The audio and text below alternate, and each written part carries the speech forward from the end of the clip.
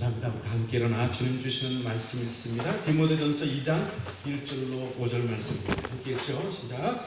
그러므로 내가 첫째로 권하노니 모든 사람을 위하여 간구와 기도와 도구와 감사를 하되 임금들과 높은 지위에 있는 모든 사람을 위하여 하라. 이는 우리가 모든 경건과 단정함으로 고요하고 평안한 생활을 하려 함이라. 이것이 우리 구주 하나님 앞에 선하고 받으실 만한 것이니 하나님은 모든 사람이 구원을 받으며 진리를 아는 데 이르기를 원하시느니라. 하나님은 한 분이시요 또 하나님과 사람 사이의 중보자도 한 분이시니 곧 사람이신 그리스도 예수라. 아멘. 함께 앉아 주십시오.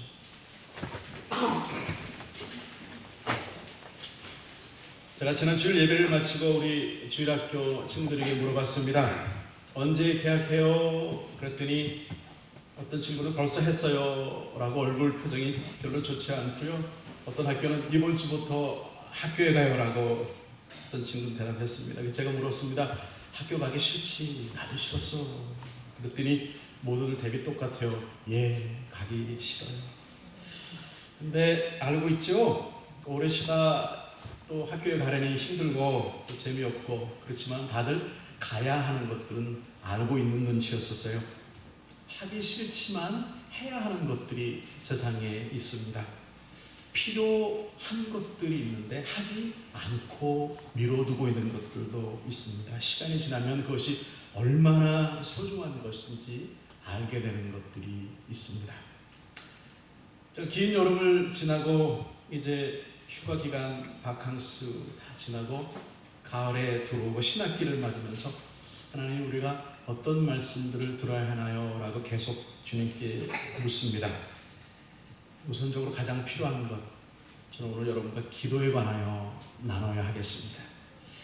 기도란 무엇입니까? 왜 해야 합니까? 우리가 기도하지 않는 이유가 무엇입니까? 기도하고 있는 이유가 어디에 있습니까? 걱정은 하는데 기도하지 않습니다. 낙심은 하는데 기도하지 않죠. 성공을 원하지만 기도는 하지 않습니다. 제자처럼 살아야 되겠다 마음에 작정은 하지만 기도는 하지 않습니다. 부끄럽지만 목사인 저는 아직도 기도를 배우고 있습니다. 제가 어렸을 때 중학교 2학년 때부터 교회를 갔는데 교회 생활을 시작하며 교회에서 기도를 알게 되었습니다. 그리고 몇 년 후에 기도하는 중에 성령을 받았습니다. 그리고 지금까지 수십 년 동안 기도 속에서 기도하며 모든 문제들을 해결받아 왔습니다. 매일 그리고 매 순간 기도를 잊지 않아야 한다고 되뇌곤 합니다. 하지만 여전히 제게 기도는 세 가지입니다. 신비롭고 은혜이고 전쟁입니다. 첫째, 기도는 신비로움이다. 놀랍지 않으세요? 육신을 입은 우리가 감히 입을 벌려 그 놀라우신 하나님께 나아갈 수 있다는 사실. 신비롭죠? 신비로운 일들이 또한 기도를 통하여 일어나기 때문이죠. 어떻게 보면요, 사실 우리가 기도하지 않았는데 하나님의 보호와 사랑 때문에 이루어진 일들이 굉장히 많을 거예요. 하나님의 은혜죠. 하지만 이렇게 보십시오. 내가 알지 못하고 넘어간 것은 사실 내 것이 아니다라는 거예요. 기쁨도 감사도 행복도 잊지 못하죠. 내가 어떤 그 일을 위해 기도했고 누군가가 나를 위해 기도해 주었고 그래서 기도하는 것들이 이루어진 것들은 신비로운 것들이죠. 기도는 신비롭습니다. 왜냐하면 기도는 삼위일체 우리 하나님이 일하시는 것이기 때문이죠. 기도를 들으시는 분은 하나님이십니다. 우리의 기도를 돕고 계신 분은 성령님이십니다. 그리고 우리의 기도는 바로 예수님을 통하여 하나님께 전달되는 거죠. 응답하시는 하나님, 기도하게 하시는 성령님, 바른 기도가 되게 하시는 우리 예수님. 로마서 8장 34절을 함께 읽죠. 시작. 누가 정죄하리요? 죽으실 뿐 아니라 다시 살아나신 이는 그리스도 예수니 그는 하나님 우편에 앉아 계신 자요 우리를 위하여 간구하는 자신다. 우리 예수님이 이루신 구원은 완벽합니다. 우리의 죄를 대신해 희생양이 되어 죽으셨으나 죽음의 권세를 이기고 다시 사셨죠. 바로 오직 그 예수를 통해서만 하나님께 나아가는 것이 가능하다. 예수님 지금도 살아계시고 우리를 위하여 무엇을 한다고요? 간구하고 계시다라고 분명히 말씀하십니다. 하나님, 성령님, 예수님이 기도 가운데 함께 하시고 계시다. 지금도 기도하시는 예수님, 지금도 우리의 기도를 들으시는 예수님, 우리의 기도를 도우시는 성령님, 우리는 기도할 수 있고 기도해야 하고 우리의 기도를 통하여 그분들이 일하십니다. 그리고 하나님의 나라는 기도를 통하여 이루어져 간다라는 거죠. 그래서 제 기도는 신비로움입니다. 판타스틱. 웃자고 한 건데 반응이 영. 두 번째 제 기도는 은혜입니다. 제가 다른 것 하는 것보다 기도했기 때문이다 라고 느껴질 때가 참 많이 있죠. 우리가 살면서 감당하지 못할 너무 덩어리가 큰 것들을 만나는 순간이 있습니다. 아무것도 할 수 없어요. 제가 어떻게 병명을 알아낼 수 있습니까? 제가 어떻게 심장을 수술할 수 있습니까? 제가 어떻게 엄청난 수술비를 감당할 수 있습니까? 너무 커서 너무 심각해서 하지만 제가 할 수 있는 것을 해야 하죠. 그것은 간절한 기도이죠. 눈물을 그리고 마음을 모아서 뱃살이 아프도록 기도할 뿐이죠. 다른 이들에게 이 문제를 내놓고 기도해 달라고 부탁할 뿐이죠. 그런데 제가 그리고 우리가 더불어 기도할 때 하나님의 마음이 움직이시다. 은혜이죠. 상상하지 못할 일들을 주십니다. 완벽한 시간을 주십니다. 이렇게 하라라고 생각을 주십니다. 결정하도록 환경을 만들어 주십니다. 가장 잘하는 사람들을 붙여주십니다. 최선의 환경 가운데 넣어주십니다. 그리고 결국에 그분이 나의 기도를, 우리의 기도를 통하여 이루시더라. 아멘. 오직 하나님이 할 수 있으시다라고, 하나님이 하셨다라는 것을 알게 하신다라는 것입니다. 기도는 하나님 안에 있음을 느끼게 하시는 은혜. 기도는 불안과 염려를 다 소멸해 버리게 하는 은혜. 기도는 포근함, 안락함, 그래서 은혜인 것입니다. 아이들이 제가 어렸을 때 제 방에 들어옵니다. 아빠 하고 쑥 들어와요. 응 하고 돌아보면 뭔가를 원하는 게 있는 것 같아서 불렀으니까 눈치를 제가 보고 다음 말을 기다리죠. 근데 아무 말도 안 해요. 그냥 들어와서 한쪽 구석에 있는 의자에 앉아가지고 자기 책 읽는 거예요. 그냥 부르고 나 들어가 그러고 확인하고 쑥 들어온 거예요. 아빠라고 부르는 의미가 무엇일까? 무슨 말이 꼭 그 상황에서 필요해야만 하나? 아빠하고 들어왔으니까 어떤 것 찾는 것보다 들어왔다라고 하는데 더 큰 의미가 있는 것은 아닌가? 그냥 들어오면 되지 무슨 의미가 있어야 됩니까? 그렇게 한 방에서 더불어 같이 시간을 보내는 거예요. 지는 지 것을 하고 저는 제 것을 하고. 이게 저는 소중한 기도다라고 믿습니다. 함께 있는 거. 인정하고 이름을 부르며 그 안에 잠겨있는 것. 요즘은 다 커서 제 방에 아이들이 들어올 일이 없어요. 제가 애들 방에 들어갈 일도 없죠. 섭섭하죠. 하나님이 섭섭해하십니다. 좀 컸다고 말이죠. 하나님의 마음을 아는 것이 은혜입니다. 바로 그 하나님이 내 아버지이신 것이 은혜입니다. 요한복음 14장 함께 읽겠습니다. 13절로 시작. 너희가 내 이름으로 무엇을 구하든지 내가 행하리니 이는 아버지로 하여금 아들로 말미암아 영광을 받으시게 하려 합니다. 내 이름으로 무엇이든지 내게 구하면 내가 행하리라. 다른 이름으로는 구원받을 수 없다. 오직 예수 그분의 이름을 통해서만 가능하다. 세상 권세를 잡은 죽음을 주는 사탄을 이기신 예수의 이름을 우리에게 주셨다. 세상에 누가 내 이름으로 구하라 라고 한 자가 있습니까? 내 이름으로 구하라 라고 정말 그것을 구하면 이루어 주신 자가 있습니까?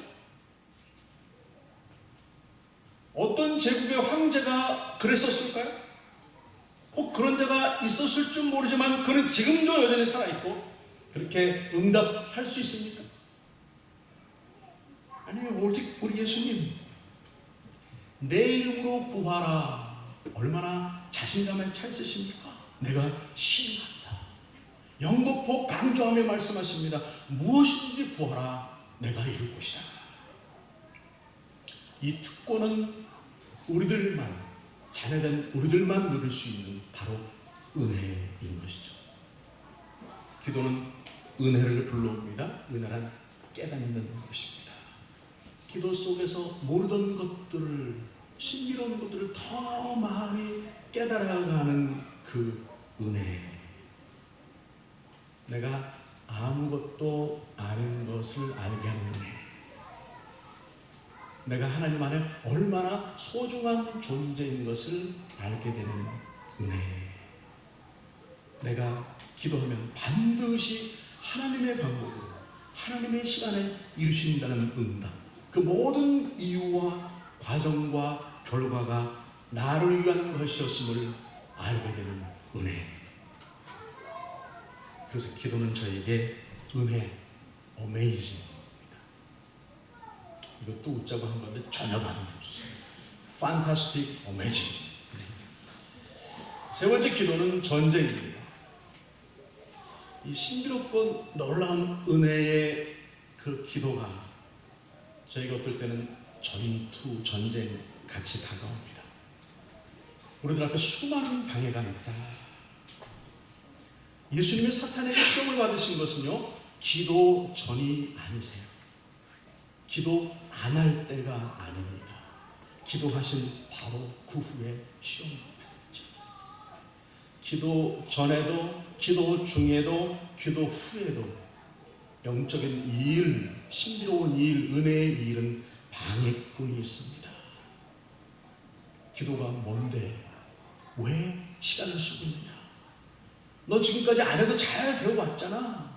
야, 무슨 하나님의 기도를 해야만 응답한다고 하신다. 하나님이라면 다 미리 알고 그냥 주는 게 맞지 않느냐? 계속해서 내 마음속에 들려오는 기도에 관한 내 믿음에 대한 의식들 뒤로 미뤄라. 지금 눕는 게 낫지 않겠니? 내일 아침에도 기도할 수 있잖아. 안 해도 되잖아. 게으름의 문제들. 해야 함을 알면서도 하지 않고 있는 나와의 전쟁, 내 속에 일어나고 있는 전투. 이런 것도 기도해야 하나? 이런 것도 들어주시나? 내 안의 전쟁. 기도하고 이루어지실 때까지 기다리지 못하면서 속이 다 미친 듯한 내 안의 전쟁. 분주함과의 전쟁. 무릎 꿇지 못하게 하는 수많은 이유들과 방해들과의 전쟁. 그 전쟁 속에 계시지 않습니까? 소련이 무너진 지 27년째가 되었습니다. 70년 동안 정말 무너지리라고는 아무도 상상치 못한 이 소련 연방. 당시 한국과 유럽, 미주의 많은 교회들에서 수많은 성도들이 소련이 무너지기를 기도했다는 사실을 아십니까? 하나님, 저 소련 땅을 열어주소서. 제가 일하는 교회 장로님이 항상 기도하시는데, 그분은 눈을 뜨고 기도하세요. 대중 기도를 눈을 뜨고 기도하시는데 항상 그 말들 속에 꼭 소련 땅을 열어주소서가 들어가 계십니다. 저를 비롯한 성도들은 어떻게 들었냐면 참 기도도 길게 하시고, 그리고 소련 땅이 어떻게 무너진다고 소련 땅이 무너지는 기도를 하는가. 그 어른들의 기도가 응답되더라라는 거예요. 어느 날 갑자기 푹 무너져 버리는 거예요. 이 땅에 자유가 오고 복음이 전파되게 하신다는 사실이죠. 북한을 불쌍히 여겨주시옵소서. 자유와 통일을 주시옵소서. 믿습니다. 왜 저 장로님은 맨날 똑같이 안 되는 기도만 하셔? 짱나. 아니요, 반드시 언젠가 응답하실 것입니다. 하나님의 시간. 믿고 기도하는 것과 안 믿어짐. 그래서 기도 안 하는 것과의 전쟁. 답답합니다. 내 기도가 여전하나 응답이 없으니 답답합니다. 그렇게 그럼에도 불구하고 기도하는 사람들, 하나님은 기도하라라고 하셨고, 이것이 내가 일하는 방법이라고 하셨고, 기도하는 사람들을 통하여 일해 오셨고 앞으로도 일하실 것입니다. 그래서 기도는 제게 여전히 신비롭고 은혜이고 전쟁입니다. 오늘 본문은 디모데전서 2장인데요. 사도 바울이 제자 영적 아들로 삼고 있는 디모데에게 첫 번째 편지를 보낸 것이죠. 디모데는 바울의 2차 전도 여행 때부터 함께 따라다녔습니다. 바울은 그 후에 에베소, 지금의 터키 이즈미르 지역에 교회를 개척했고 그곳의 목회자로 디모데를 세웠습니다. 시간이 흐르면서 에베소 교회는 영적으로 그리고 수적으로 양쪽으로 계속 부흥해 나갔는데요. 하지만 그만큼 이단과 거짓 교사들도 생겨났던 거죠. 목회자로 일하는 디모데의 고충도 날마다 더 커져갔을 것입니다. 어떻게 이들을 대응할 것인가? 어떻게 교회를 복음적으로 바르게 이끌 것인가? 어떻게 건강한 성도들을 세울 기준을 만들 것인가? 그렇게 고민에 빠져 있는 디모데에게 바울은 이렇게 적은 거예요. 6절 시작. 그러므로 내가 첫째로 권하니 모든 사람을 위하여 간구와 기도와 도구와 감사를 하되 마음을 담아 사랑하는 디모데에게 권면하는 말씀입니다.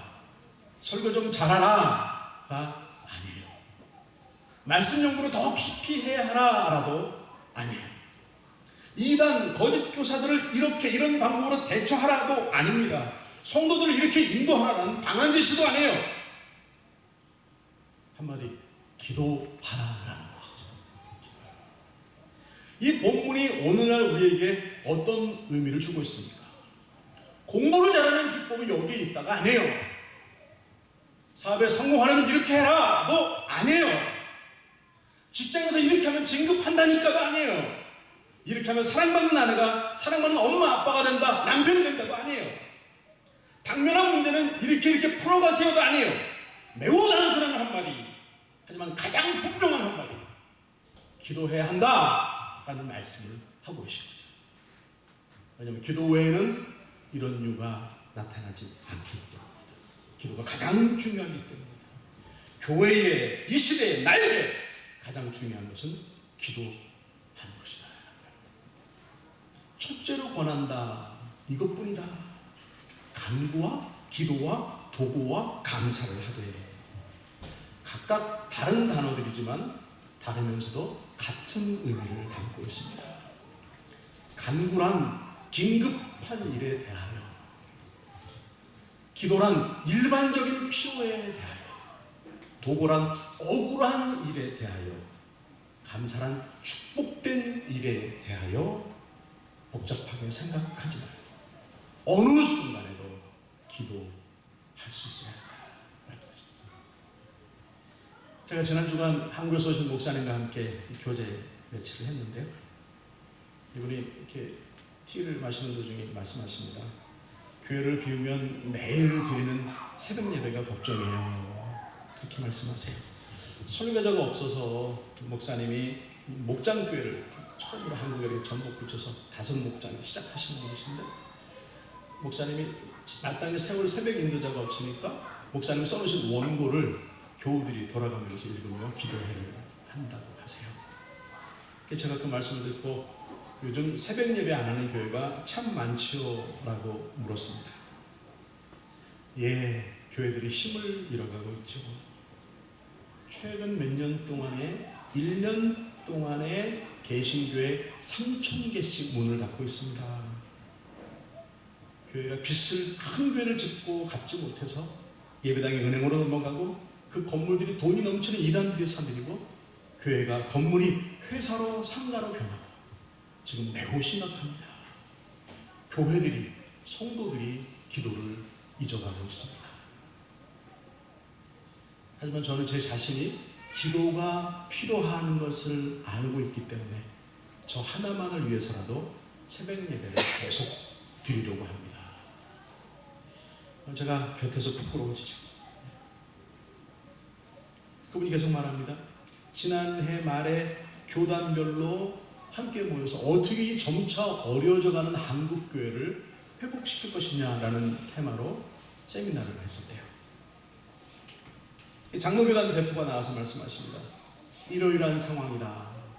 그래서 이렇게 해야 되지 않느냐. 감리교단, 성결교단 대표들이 나와서 이것이 맞다. 이렇게 가야 한다. 순복음교단 대표가 나와서 아주 간략히 제안했답니다. 한마디로 오직 기도뿐입니다. 기도가 회복되어야 합니다. 그 말을 듣고 나서 자기가 침례교단 대표로 올라가야 하는데 할 말이 다 없어지다.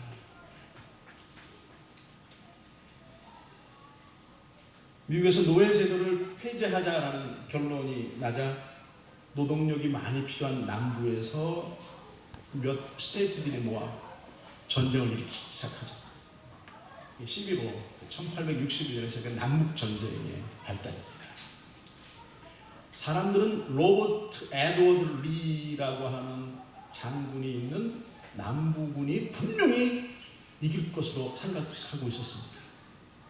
하지만 4년간의 전쟁은 결국에 북군의 승리로, 아브라함 링컨 대통령의 승리로 마치게 되죠.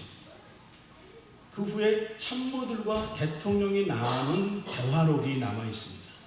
링컨은 이런 말을 남겼습니다. 우리에게 남군의 로버트 리 같은 위대한 장군이 없었던 것이 은혜이다. 그런 명장이 우리에게 없었기 때문에 우린 하나님만을 의지하고 기도할 수밖에 없었던 것이다. 승리를 주신 정의로우신 하나님께 영광을 돌려야 합니다. 기도해야 될 분명한 이유가 있습니다. 기도는 하나님의 명령이고 우리가 반드시 지킬 영광스러운 권리이기 때문입니다. 오직 기도만이 삼위일체 하나님의 신비로움과 은혜와 능력을 알게 되는 방법이기 때문입니다. 마지막으로 말씀을 마치며 한 구절 성경을 읽기 원합니다. 야고보서 5장 17절 시작. 엘리야는 우리와 성정이 같은 사람이거든 그가 비가 오지 않기를 간절히 기도한즉 3년 6개월 동안 땅에 비가 오지 아니하고 다시 기도하니 하늘이 비를 주고 땅이 열매를 맺었느니라. 엘리야 선지자, 우리가 똑같은 사람인데 그가 비가 오지 않기를 간절히 기도했더니 3년 6개월 동안이나 땅에 비가 오지 않았다. 그가 다시 똑같은 우리 사람인 그가 다시 기도하니 하늘이 비를 주고 땅이 열매를 맺었다.